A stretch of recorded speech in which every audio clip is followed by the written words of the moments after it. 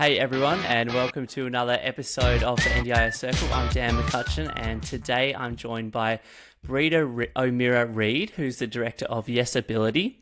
Breda's career is rooted in her passion for psychology, having earned her degree while studying in both Ireland and Australia. She began her professional journey in Positive Behaviour Support, or PBS, in Ireland, later moving to Australia 13 years ago, where Breda's worked in child protection with Nelson, which is now part of the People Kind group, and also with Mosaic prior to the rollout of the NDIS. Breda brings over 15 years of experience in PBS and therapy services with loads of insight into the evolution of the disability sector, both locally and internationally.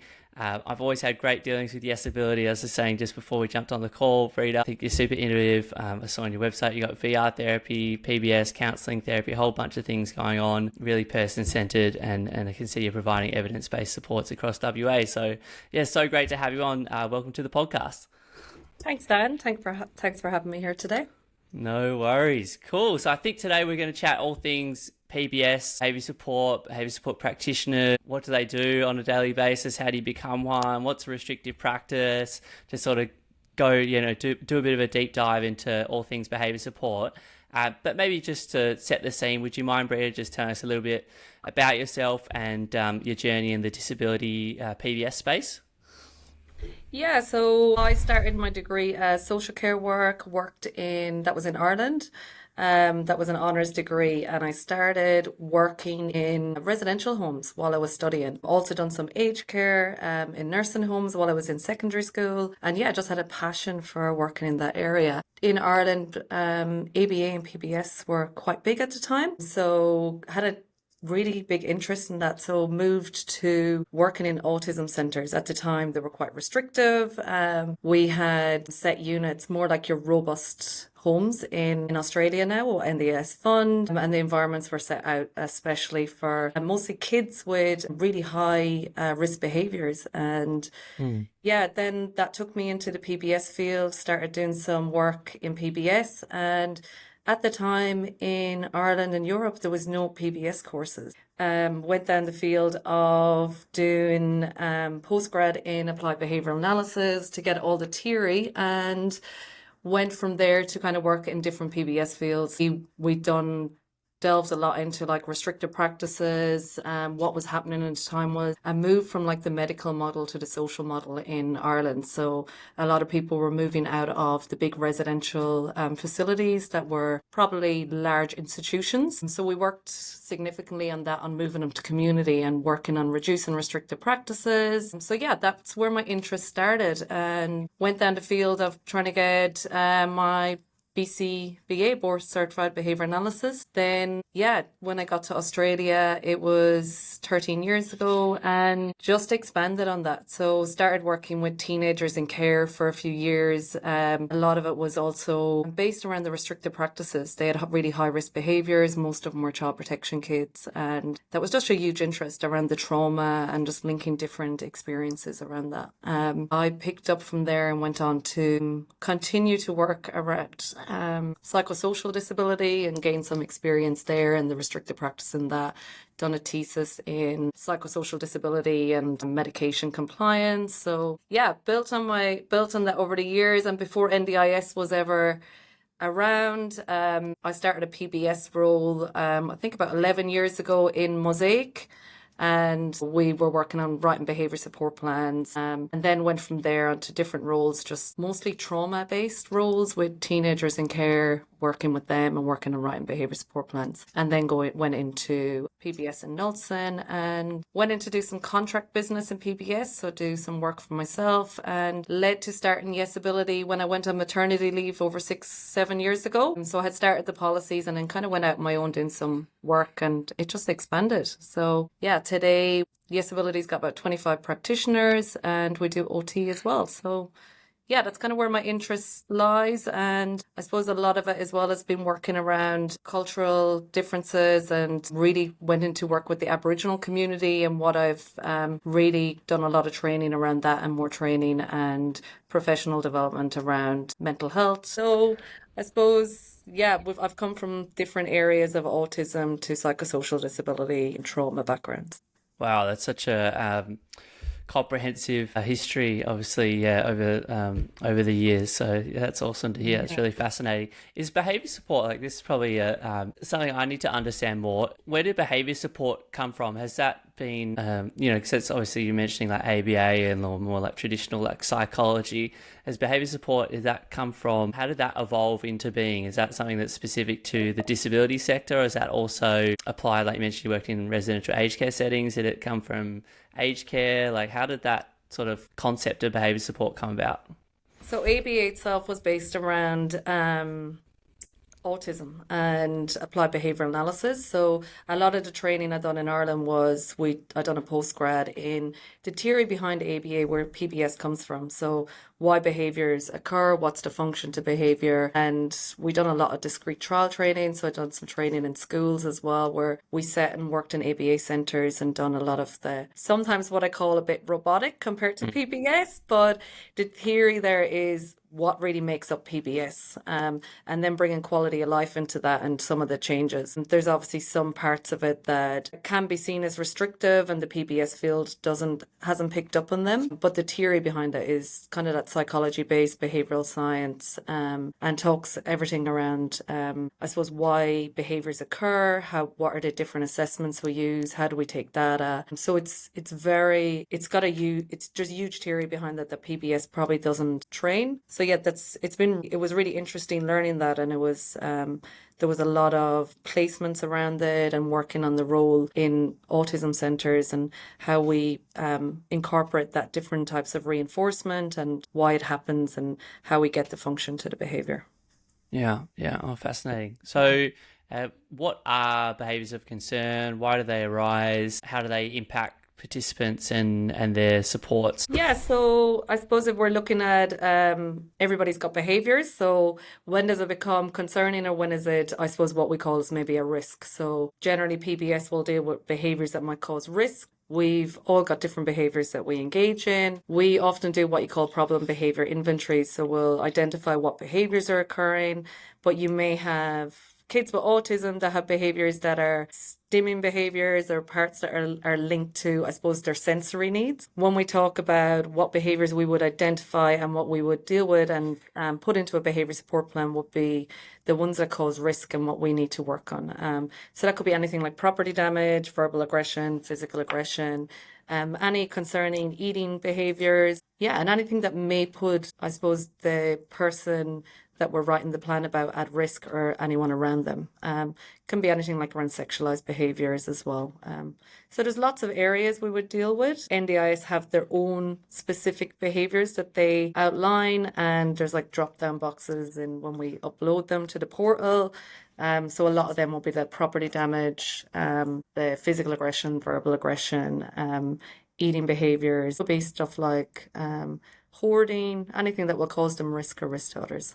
Yeah. And is it fair to say a behaviour of concern, if that's a correct terminology, is that, resulting from a person trying to communicate something or trying to meet an unmet need? Yeah, so every behaviour has a function. What is trying to identify that function is where we do indirect and direct assessments, and where the more comprehensive behaviour support plans come in and functional behavioural assessments are completed. Every behaviour meets some need or some function, and we all do certain behaviours for some reason. Is it to give us attention? Is it to obtain something? Is it to, I suppose, give it as a sensory need? So it's really identifying what those different functions are. Yeah, awesome. And could you talk us through like a timeline of PBS intervention? Like, obviously when a practitioner comes on board, there's sort of like an initial assessment, but those certain milestones, if you like, along the PBS intervention journey with people through engagement, out there, like that initial assessment, functional behaviour assessment, then the interim behaviour support plan, comprehensive behaviour support plan. Could you sort of talk us through that timeline? Yeah, so there's obviously certain deadlines in the NDIS field where we have to meet deadlines for an interim behaviour support plan and a comprehensive behaviour support plan. People do it in different ways, and I suppose it depends on skill level. We try put a process in place in YesAbility. So we try first gather, I suppose, read up on the background, what are some of the risks, and then trying to find out what all the behaviours are. So we have assessments that we would do to find out every behaviour, and that might be engaging and doing some structured interviews with someone that knows the client best or with the client themselves. So that might be doing a problem behaviour and inventory, gathering all the behaviours that are occurring, and then identifying what restrictive practices are occurring and why they're in place. That will identify where we sit around what do we move on to doing an interim behaviour support plan first, which we've got a month to do, or do we move on to doing a comprehensive behaviour support plan and a functional behavioural assessment. The guidelines from NDIS are 6 months. We generally try to do it within 3 months, so we have, I suppose, a report ready to go. For the It's also comprehensive, is that 3 for the months? comprehensive, yes, yeah. If there's any risks or any, I suppose, risks that a behaviour support plan and triggers and everything need to be identified first, we would also do that interim behaviour support plan. It's then working with the people that know the client best. So trying to get them together, trying to read any assessments that have previously been done so we can start drafting what's going on. And then doing some interviews with those that know them best and the participant to really note out any information that's missing and gather all the rest of the information for a behaviour support plan.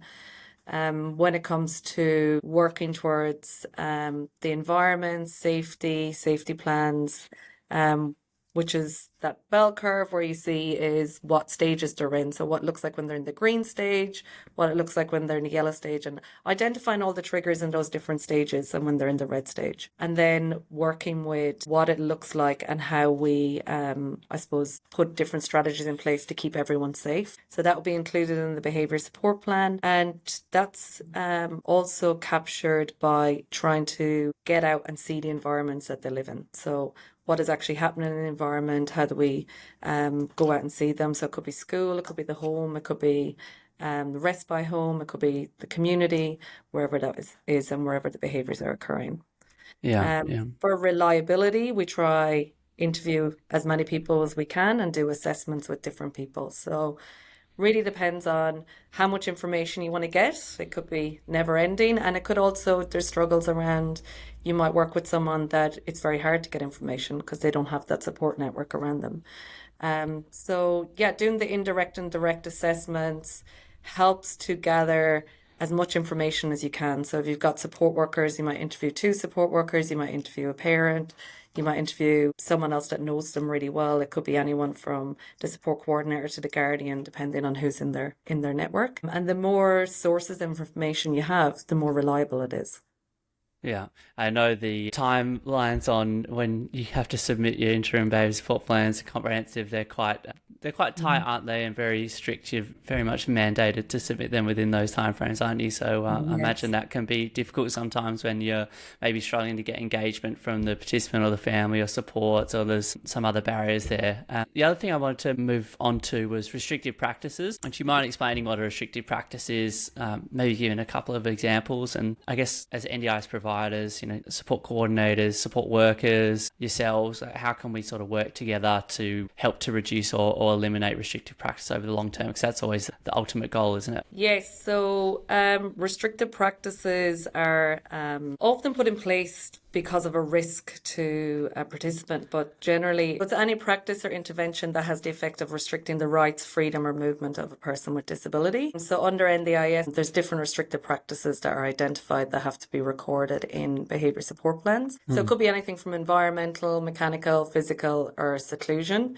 Or chemicals. So a lot of these are documented in the behaviour support plan, and we give justification for why they're in there. We would often say that a restricted practice is if it's on and it's going to be authorised, it's in place due to a behaviour that's causing risk, and it needs to be justified of why it's in a behaviour support plan. It then goes to a quality assurance panel.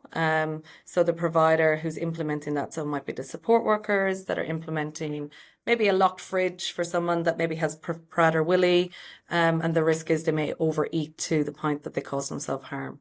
So the fridges might be locked, food might be locked away, and those restrictive practices need to be justified. Everything needs to be outlined in the behaviour support plan and all the questions answered. So NDIS have their own behaviour support plan templates, which outline what needs to be answered and the justification for them. Is it the least restrictive? Does it outweigh the risk, or is it in place and matching the risk that's in place? If there's a restricted practice and you're locking doors, but there's actually no risk to that person going out in community, and they've got, I suppose they have the ability to go out on their own, and you've got no reason to restrict them, then you wouldn't be locking those doors. So it's just that outweigh the risk that's in place. There's other ones around chemical restraint that are in place that you need to answer. We generally do purpose and medication form for any restrictions to identify why those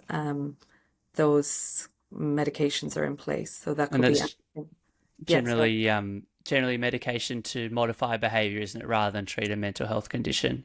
Yes, and purpose and medication form. So there was a new one brought out by the NDIS, which they have a template for that, and it's just getting whoever the treating psychiatrist is for that.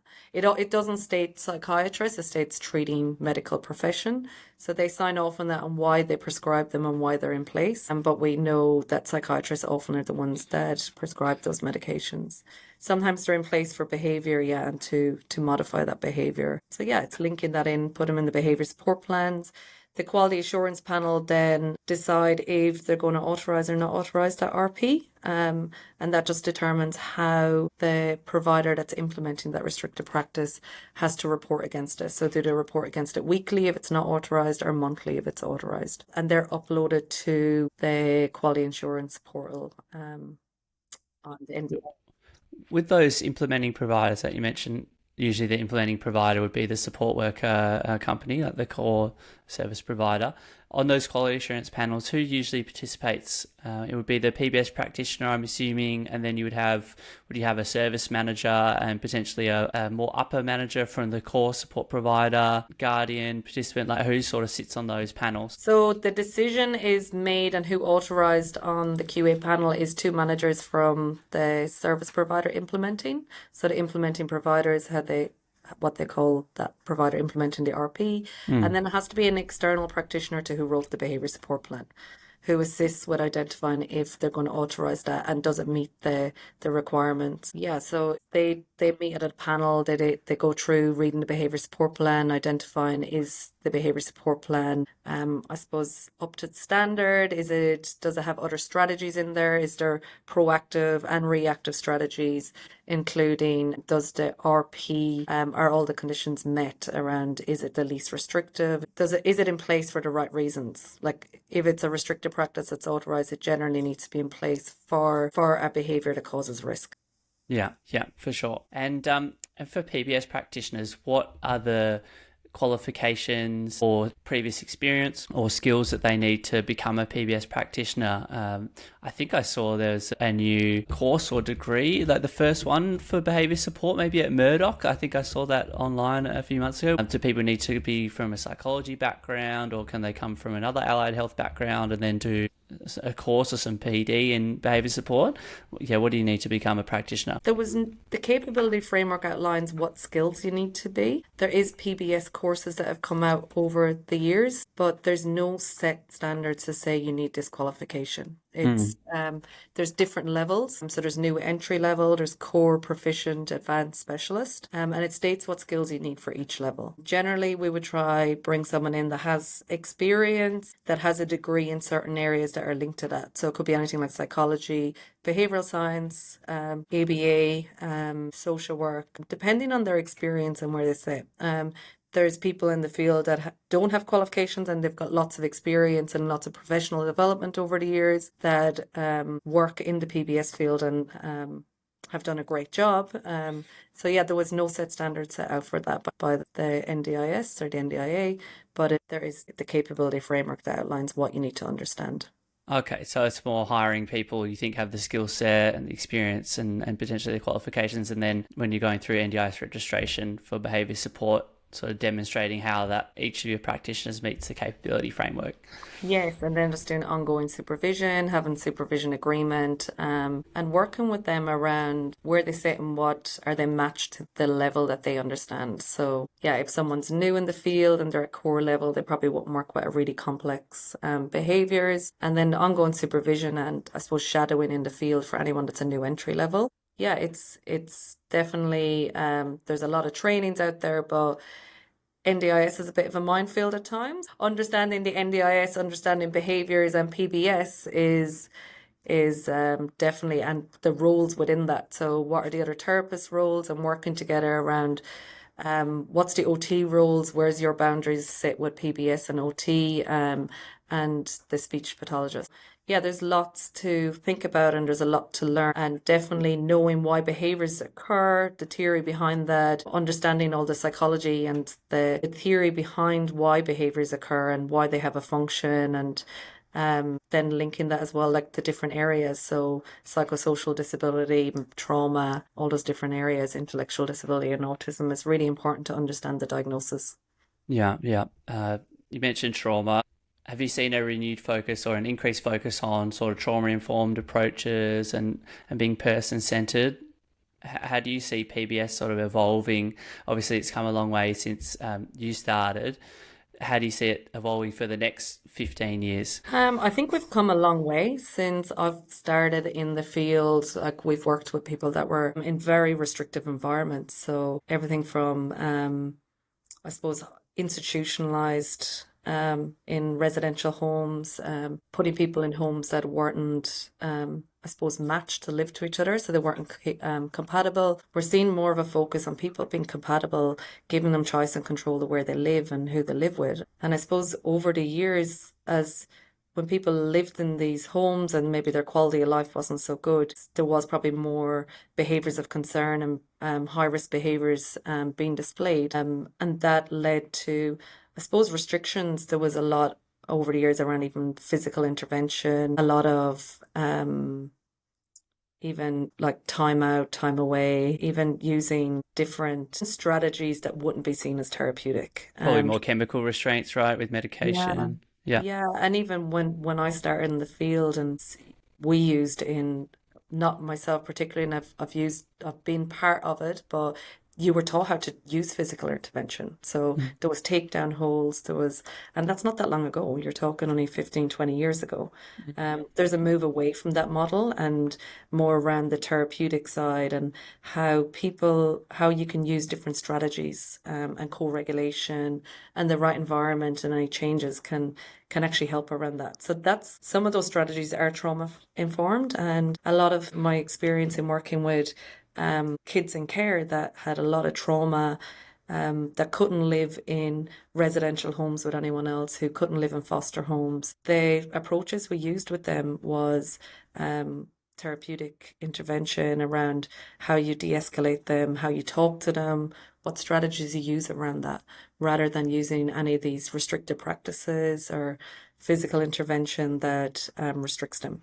Yeah, that's interesting. So it's not just solely focused on the therapeutic intervention itself, is it? It's also about having an environment that improves the quality of life for that person, making sure they have social connections, they're not in pain. Just it's a more holistic view of the person, their quality of life, isn't it? Like I remember I've done a little bit of work with people living with dementia, and a lot of sort of the new, I guess it's not too new, but it's definitely still evolving research and support is around enabling environments and how much of a huge difference that makes to people and their quality of life. And then you just naturally see a reduction in behaviours of concern because people's needs are being met more.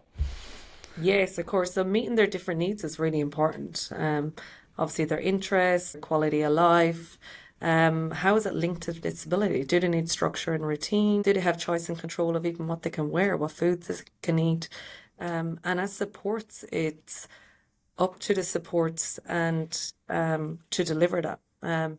Also predictability. Do they know what they're going to wake up in that morning, what's happening for that day? Or is it just pouncing them that day, oh, I've got an appointment today, and then that's enough of a trigger to, I suppose, set someone off. So as supports, we might have to help people that have a disability to have predictability in their life, have choice and control in their life, and engage them in the interests that they have. even if that's bringing out board games or getting them involved in activities, getting involved in the community, integrating them with the people around them and their interests is really important for quality of life. Yeah, awesome. Yeah. Oh, thanks so much, Breda. I think that's a great place to finish it. Yeah, it was really fascinating learning about behaviour support and the evolution over the last sort of 10, 15 years, and sort of comparing, that 15 years ago in Ireland and to modern day and looking ahead to the future. So yeah, thanks so much for coming on and sharing your knowledge with us. Thank you. Thanks, Peter. See you, everyone.